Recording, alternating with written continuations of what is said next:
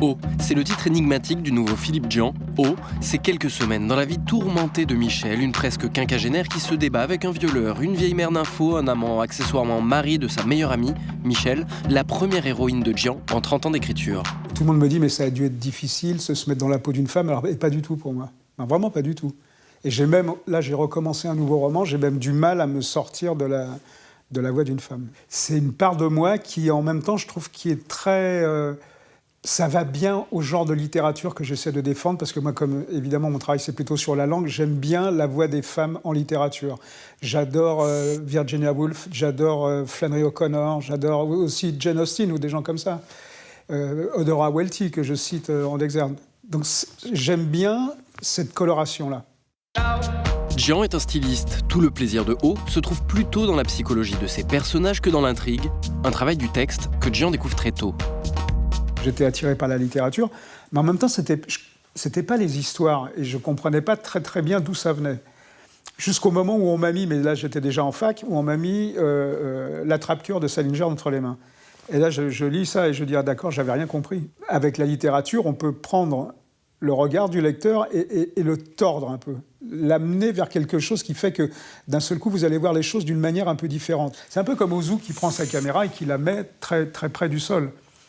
Il change l'axe, il change pas ce qu'il filme, mais il change l'axe et d'un seul coup, ce qu'il filme devient différent ou prend une orientation ou une coloration différente. Et ça, c'est simplement une question de style. Céline le disait, hein. Céline disait, mais attendez, si vous voulez des histoires, achetez les journaux, il y en a plein dans les journaux. La seule chose qui est intéressante, c'est la langue. Un point de départ pour Djian qui, dès ses premiers romans Bleus comme l'enfer ou 37 de Le Matin, se voit catalogué héritier de la Beat Generation. Le style, l'émotion, plutôt que la documentation.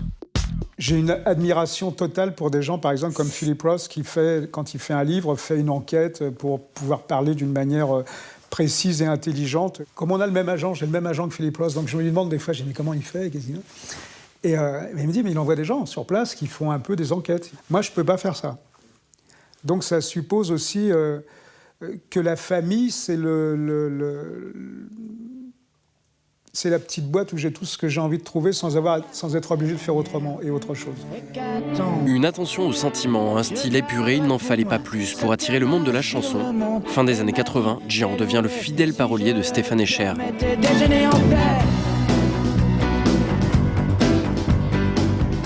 J'ai toujours revendiqué ce côté populaire. Je veux proposer mon travail au plus grand nombre.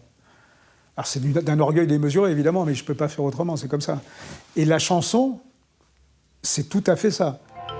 Populaire, sans pourtant s'être jamais attiré la faveur des grands prix, Djian s'en fout et condamne un brin cynique, un brin premier degré, le milieu littéraire français.